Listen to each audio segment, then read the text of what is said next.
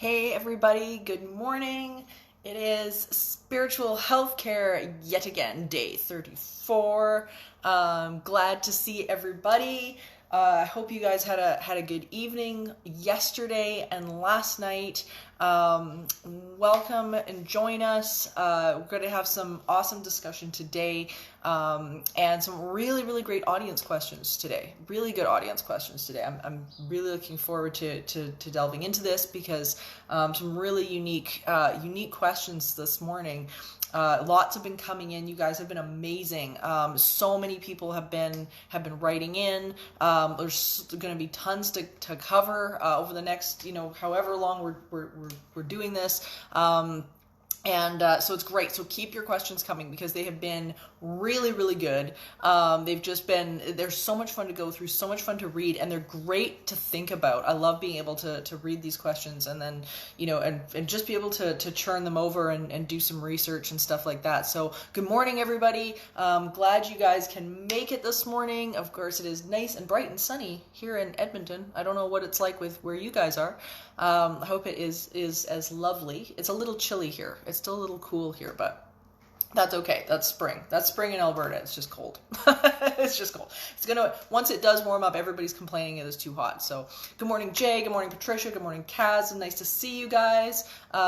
Say hello in the chat box, guys, so I know you're here. It only tells me occasionally who's watching, but it doesn't tell me all the time. So good morning, Shadow. How are you? Jason, it's good to see you guys this morning. We've got some great questions that have come in. There's so many questions that have popped in, and it's great.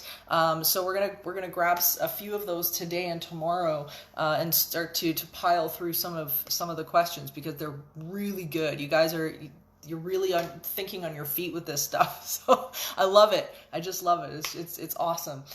We've got an awesome reading today, and I've got a really cool process for you guys to try out later that I think is going to benefit you guys in a number of ways. Stephanie says it's raining where she is. I think, yeah, there's a number of people right now that are kind of getting that spring rain and whatnot, and we don't get spring in Edmonton, really. We get cold season, and then we get construction season, and that's it. That's all we get.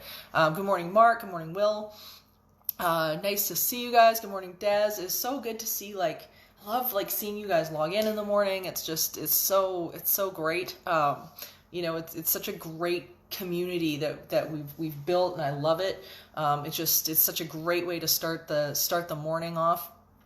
It's fantastic. So as I say, we've got some really cool questions this afternoon that we can chat about, both about some of the more the negative end sort of the emotional scale, as well as talking about home and workspace and renovations and paranormal experiences.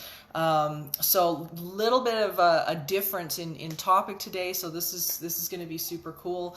Kaz says they're going to be seeing their first 100 degrees this weekend. What the hell? That's amazing. That's amazing. Yeah, we don't get that until I don't know, June. So good morning, Dawn. Good morning, Michael. Nice to see you guys. So let's get this party started, you guys, because we've got, as I say, we got some really interesting questions this morning, and please keep them coming, by the way, as well. Keep them coming because as I love to go through them, and we've been, as we've been, going along, the questions are getting just better and better and better. You guys just come up with the best stuff. So, and two, if there's just stuff you want to chat about and talk about, and you want to have that dialogue about it, please send that in too. Okay, it doesn't have to be a question. It can be a topic that you guys, are really interested in and find super fascinating. So if that's something that you want to suggest, please send that too. So anyway, got some really interesting ones this afternoon, and I want to start with a tweet from Produce and Inspire. They have always got some really great insight, and their question was awesome. They asked, was wondering what your thoughts were. I believe that the very low vibrational energy and fear in our world is attracting some troubled beings from what I know as the outer darkness. Earth seems to have gotten closer to their frequency lately. And this is a really interesting question. I've not heard this terminology before, which is kind of interesting, but I'll tell you what I know from my perspective about that emotional scale and negative energies. Good morning, everybody logging in, by the way. Hey, please say hey in the chat box so I know who you are, know you're here. It's nice to see you guys. Nice to see so many of you this morning. This is fantastic. So I love this question, and I'm gonna talk to you guys a little bit about what I see in terms of the relationship between fear and paranormal activity, and I hope that's kind of going to address the question. So what I've really come to understand about, where we are sort of on, as individuals, and I think, to a point as, that sort of global consciousness that we've all talked about later, or in past classes. Here's the thing is that, globally there is so much well-being. There's so much well-being. And what I find really interesting is that people will, we tend to look at whatever's being the squeaky wheel in the room, right? So for example, we will end up, looking at something that is maybe a terrible point in history or something that's really awful. And we then kind of forget that there is way more well-being that's actually going on underneath everything. And just on the surface, because we're so bombarded by that negativity and those headlines, right? Because when you get into, let me tell you, when you get into television and media and that kind of thing, that fear, that like scaring people and that fear energy sells, okay? It really does sell. And that's why, you get a lot of the paranormal shows and things like that are really like they bend to that side of things because it does create ratings. We see it, of course, in the news all the time where it's like those tend to be like the bigger headlines rather than the things that are super positive. So, as a community, we kind of get drawn in to what it is that's happening that is on that negative side of things. So it looks like there is more dysfunction often than there actually is going on. There's so many points in this world that have all of this well-being that is blooming in that way. But when we get into, for example, individuals, right? We're all individually creating that point of attraction. So we've all got our own thing going on, and we can't create in other people's reality. Everybody's got their own reality going on because we can't change people's filters or their perception as to what's happening. So when we've got all of these factors kind of lined up, all we can really do is take a look at those specific individuals, that are, for example, leaning into fear or leaning sort of more into that negative end of the emotional spectrum. But globally as a whole, I think to say that the Earth seems to have gotten closer to that negative end of the spectrum, I don't think is quite right, because in my perspective, what I see is a planet that's actually rebuilding itself. I see, with the pollution that's going down, having people stay at home right now is clearing a lot of stuff up. And it's allowing, I think, everybody to sort of put a pause on things, and nature to put a pause on things, to be able to rebuild itself and to grow. I think, our planet and our that which is that living organism, our planet is a living organism. And I don't think that it is rooted in or leans to fear or anything like that. I really think it does chase its own well-being. And it seems to, when things get too much, it definitely kind of puts a hold up and says, no, everybody's got to stop. So I don't think it's necessarily that the Earth is leaning towards any sort of negative vibration, but I think individually we have that I guess that opportunity or that choice to end up sort of going in that way. So is it attracting things like negative entities? Are people doing that? Well, people kind of are always doing that, right? Like people are always going to have their individual point of attraction, and they're always going to be looking at all of these different things that are coming up, like, maybe more frightening hauntings and stuff like that. So I think, I don't think it's necessarily a situation where as globally we're moving in that direction. But I do think individually we absolutely have that choice. And we've seen over the last little while with the pandemic and things like that, there has been a lot of people they're freaking out. There's a lot of people that are really scared. They're freaking out, and their perception and their point of attraction is not in a very good place.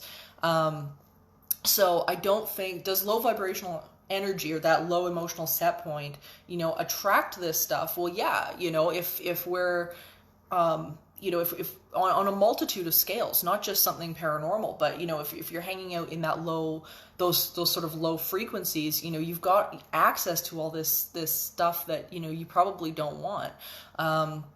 But I really don't think it's a global thing. I think globally, as people and as a planet, I do think we're moving towards something better. And we got to remember too that change, and when we've got that momentum and when we've got a negative momentum that's going on, right, then it takes momentous change in order to start to shift that momentum. When we've got that swing and that pendulum is going on, we've really got to start thinking about, what does it take to get that ball shifting in the other way? And it takes oftentimes a massive push. And sometimes that comes externally, sometimes that comes internally, and we can choose how we want to frame that, and how we want to see it. But I mean, for me personally, the way I'm viewing this right now is, I think this is causing everybody to stop cold and start to take a hard look at not only what we're doing as individuals on an emotional scale basis, but also what we're doing as globally going forward. How are we treating nature and our animals and each other, and what is important? I know in Canada, one of the issues that's come up recently has been the care of seniors in seniors homes, because now there's this massive shortage that's going on, and it's come to everybody's awareness now. It's not just a family's fight anymore. Now everybody's going, wait a minute, hold on, we gotta fix this. We gotta put money there. So, we're watching, these different programs that are desperately needed finally get put into place. So I think there's a bunch of things that are going on here, but I don't think the earth itself, I don't think we've got a bead of negativity, that's going on here. But I do think we've got some positive momentum. And sometimes it takes that contrast to kind of run with it, and it's very interesting. But I don't think necessarily that we're stuck in that negative swing in the same way that we sometimes we perceive that to be, even though we've got an extremely, of course, serious situation that's going on right now with the pandemic, and it can be, it's really harrowing. We have to remember that that foundation of this earth is well-being. It really is. We've got a strong foundation, and it's something to focus on. So that being said, Bernie wrote in with a great question as well, and I want to grab onto this topic because it has to do with our homes. It has to do with of course, everybody's hopefully everybody's staying at home right now, but she wants to know about paranormal activity after renovating a home or workspace. How do you recognize if the activity is paranormal? How do you address it post-renovation? And can we avoid negative paranormal experiences from a renovation? I love this. Thank you, Bernie. This is a really big topic, because not only are we talking now about sort of the general sort of upset of a renovation, but we have to start looking as well at the history of some of these locations too, especially here in Alberta. A lot of parts of the prairies and the United States, of course, we're dealing with First Nations land and stuff like that, and so I'm going to break this down into a couple of pieces. One of the things that she wants to know is how to recognize if that activity that we're experiencing during a renovation is paranormal. And sometimes this can be a little bit tricky because, for example, if you're digging out a porous material, for example, like smashing down brick or any material, building material that's porous, what can tend to happen is that if it's retaining any sort of moisture or something like that, then smells and things of that nature can get trapped within the porous nature of those fibers. So when you start to rip stuff down, sometimes you'll get the bad smells, or you'll get smells like cigarette smoke when nobody has smoked in there for years. You'll get things like, you know, maybe the smell of perfume that was used in the space a long time. So we have to be really conscious of the fact that when we're doing these renovations, this kind of thing can happen. The other thing that we have to really watch out for when we're doing this, so that we don't mistake it for something supernatural, is things like, for example, high electromagnetics. So if we are doing wiring of any type, electrical work, anything like that, high levels of electromagnetic fields, or EMF, can absolutely influence our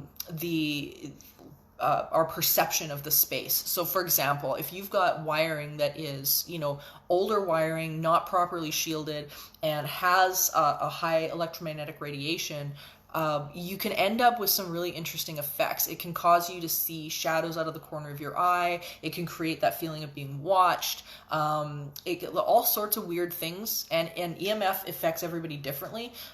So you can be on different sensitivities to it. Some people don't feel it at all, but you can be on different sensitivities. So there's stuff like that we have to watch out for. Construction sites are interesting, because when we're running oftentimes like heavy machinery or equipment, things like that, another thing that we always are careful about is things like infrasound. So infrasound is something that is actually, it's a frequency, so basically what will happen is it will, it creates almost like a visual illusion, is the best way I think I can put it. It's something you're actually hearing, but it's silent. Our ears don't really pick it up. But what happens is that it actually translates visually. So people will start seeing these sort of shadows moving, again, getting the feeling like they're being watched. It's a really weird thing. But infrasound was discovered by a fellow by the name of Victor Tandy during some experiments that he was working on. He was a swordsmith as well. He was part of a major university, and he would have a oscillating fan running in his office, and for the longest time he thought that while he was in his workshop, he thought it was haunted, because all of these things were happening and whatnot. But what was interesting was that when he discovered the oscillating fan and turned it off, that vibration quit, and the feelings and the feeling of being haunted and whatnot, that quit too. So hence the discovery of infrasound.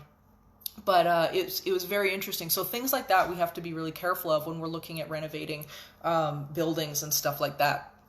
So what can happen when you actually, you start a renovation and stuff starts to crop up that's not explained? What do you do?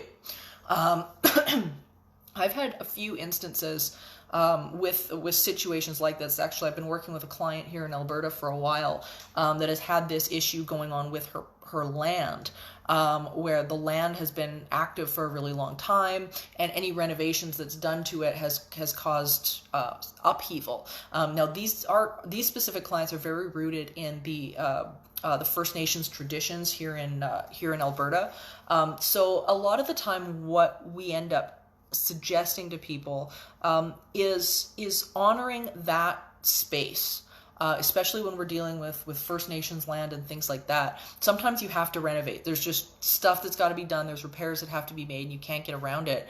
But being able to respect that piece of property. So in this case, one of the things that we noticed eased the activity very quickly was the planting of trees. And as she's been planting trees, guess what? They turned around and found that, the activity started to dip. It's really cool. So that's one of the things that we can start to think about and pay attention to, because, being able to have that offering, have that show of respect to the property and what's there. We are so new to this planet. We really have to understand that we really are new, and we have to acknowledge the fact that we are visitors here. The planet and Mother Earth, it really does host us, and we have to be able to be good guests, during our time during our time here. So that's something that's important. Sometimes what we'll do is we'll end up getting a case, and I had this one with a building that used to be in Edmonton called the Globe, and they were my clients for quite a while. And when we investigated that place, they were having a terrible time renovating their basement, like terrible. They would gut the basement, and they couldn't figure out, what to do, because every time they went to even change a light bulb, the activity would just blow out of proportion. It was crazy. They were having a terrible time. There was another building just off of our Jasper Avenue here in Edmonton. It was the same thing. And whatnot. And sometimes what will end up happening is you'll get a negative entity that's within that space that is territorial, that's acting kind of like a guard dog. And then at that point, you have to figure out, okay, what exactly is going on. So a couple of different things that I always recommend is that, number one, have to remember that if we're perceiving it, and if it's in our space, in our vibrational space, and we're in range of it, there's something going on within us that is creating that's allowing us to be in range of that phenomenon, right? So we have to acknowledge that first. We are ultimately our own attraction points, and we have to pay attention to that. The second piece of information that I always offer to people is to change the energy in the space. What are you doing with that space? The same clients that I mentioned with the problem with their outdoors, they did a fantastic job after I was there, because part of the activity that they were having issues with was happening in a bedroom in the downstairs area. And they turned around and completely transformed this room from kind of this little back bedroom that really wasn't much of anything, into this beautiful meditation space. It was brilliant. And they put in all of the things that they really loved. They created a really just beautiful soft lighting, and they turned it into their go-to room. It wasn't a back bedroom anymore. They turned it into their go-to room for that serenity and that peace and this sanctuary. It was amazing. And it was an overnight change that they had with the activity in the space. Just bam, overnight, it cleared. There really wasn't anything left for them to do at that point. But just being able to reassociate that space in their own minds, and just change how they were perceiving it, with filling it with the things that they loved, and being able to do that, it made a massive difference. It was really cool. So definitely something to consider when you're doing renovations, and remembering that as you're moving into this the new house or the new business or whatever it is, to claim your space. Claim the space. Use your energy and claim the space. Pay attention to how you're feeling in it. Walk in and own the space. And this, it doesn't mean going in there and, yelling and screaming and telling whatever it is to get out. That's not owning your space. That's slipping into anger. And when you're slipping into anger, that's the weakest point you can be at. So you don't want to do that. But being able to, walk into the space and be present. Be present. Own it. Own it. How do you want to feel in that space, and own it? It's really, really important, and so many people, we don't do that. We're not conscious of how we're bringing ourselves and the energy we're bringing into a room. We don't think about it. And that's oftentimes, how things like fights start and stuff like that. We don't pay attention to the energy that we're speaking with, how we're speaking about it, what that energy is walking into the room. It's something to be conscious of. So all of those things, are so important. And when we're doing things like renovations, to keep that stuff in mind. It's really good. So the one thing that I wanted to give you guys as a process today, was something that there's been a number of people I've heard that have been using this already, and I thought this was super cool because it does keep you steady and moving through moving through these days, because I know a lot of people are really finding that the days are really running together right now. You wake up and you're like, I have no idea if it's Wednesday or Sunday. You have to look at your calendar. You're going, what is going on? So one thing that I've heard that has been so great for so many people, and the one thing that I've been working on as well, is write down what you have done. Have a book, have a journal, have something, and write down consciously what you've done that day. If you've got a goal in mind, for instance, and this is something I'd recommend to everybody, because like I was saying before, the pause button has been pressed on the planet right now in so many ways. And if people have, a passion or a goal or something that they've wanted to be pushing forward on and have just been swamped with stuff going on, for a lot of people, this is the time that they can actually start connecting back with that. So be able to write down what you're doing. What have you done that day? What have you done that day to further that thing that you want? And maybe that thing you want is just a better connection with your kids. Maybe that thing you want is just something to do with the art project that you're working on, or whatever it is. But write down what you've done. And that tends to really start to reorient us into a schedule a little bit more. So if you're having trouble with that, if you're having trouble with like days just kind of slamming into each other, try that out, write it down. Get yourself a journal. Every day I have like a page for every spiritual healthcare class every day. So I know I get myself oriented in terms of what exactly, we're going to be talking about, what the goal is, what my intention is for every morning. And when you start to set those intentions and you start to write down what you've done, it starts to restructure your day a little bit, so it's not so convoluted and smashing into each other. So that being said, in relation to all of that, I found a fantastic reading from Faith in the Valley by Iyanla Vanzant. If you guys don't have this book, she's just brilliant. She's so brilliant. I told you guys yesterday she is going to actually be on the Heal Your Life Women's Summit online on the Hay House website coming up on April the 30th. So if you guys have not signed up for that, definitely sign up for that, because it's really fun. Really, really fun. And I mean, really, what else are we doing right now? So check this out and see if this resonates with you. Even on the spiritual path, things are not always going to be rosy. There will be difficult situations and people, bad days and hard times along the way. You have moments, days, sometimes weeks when you will doubt yourself, and there will be times when you doubt the power of spirit. You might get sick. You might feel inadequate. You may lose things or people that you hold dear. Just know it is all a part of the process.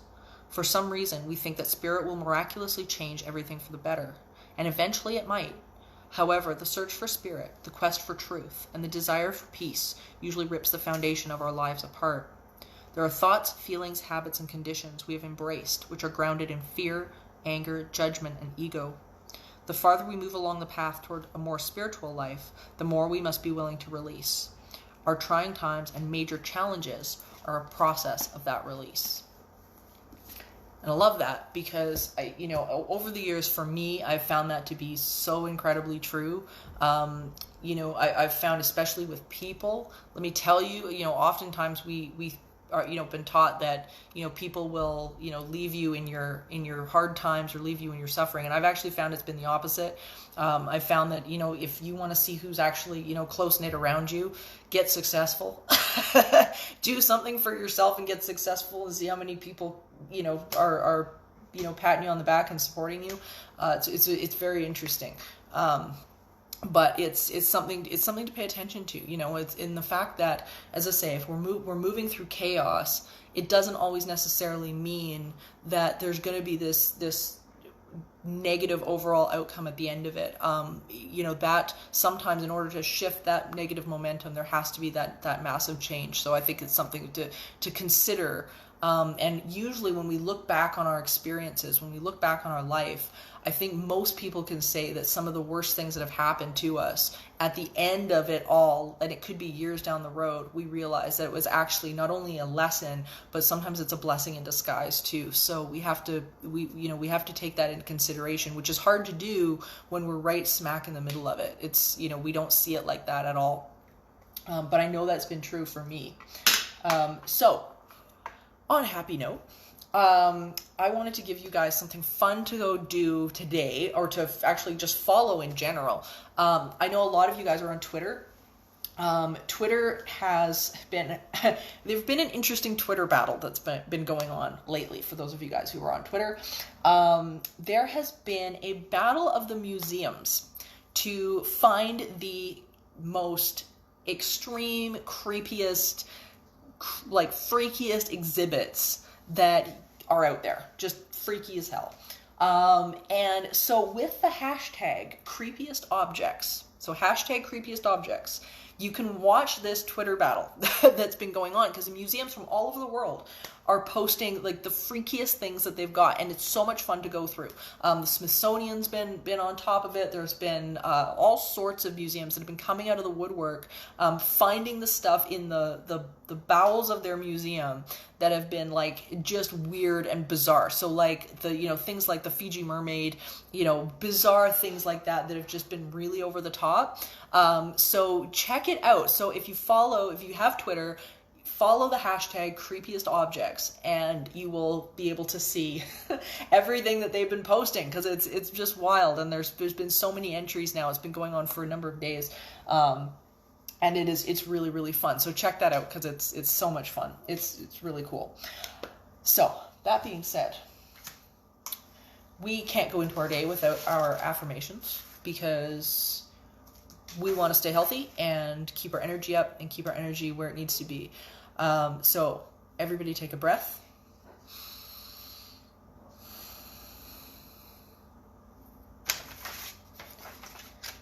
It is natural for my body to be well. Even if I don't know what to do in order to get better, my body does. I have trillions of cells with individual consciousness, and they know how to achieve individual balance. When this condition began, I didn't know what I know now. I don't need to understand the cause of this illness. I only have to gently, eventually release this illness. It doesn't matter how it got started, because it's reversing its course right now. And there's no hurry about any of this. My body knows what to do. Well-being is natural to me. My inner being is intricately aware of my physical body. My cells are asking for what they need in order to thrive, and Source is answering those requests. I'm in very good hands.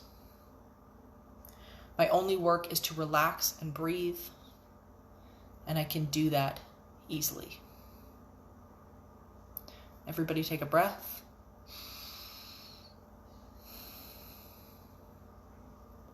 Thank you guys so much for another awesome morning of spiritual health care. There's been so many questions that have come in. As I say, if you guys want to, ask questions, or you've got a topic you want to grab onto, please text, email, messenger, whatever it is, send them in, because they are always so good. Your guys' questions are fantastic, so please do that.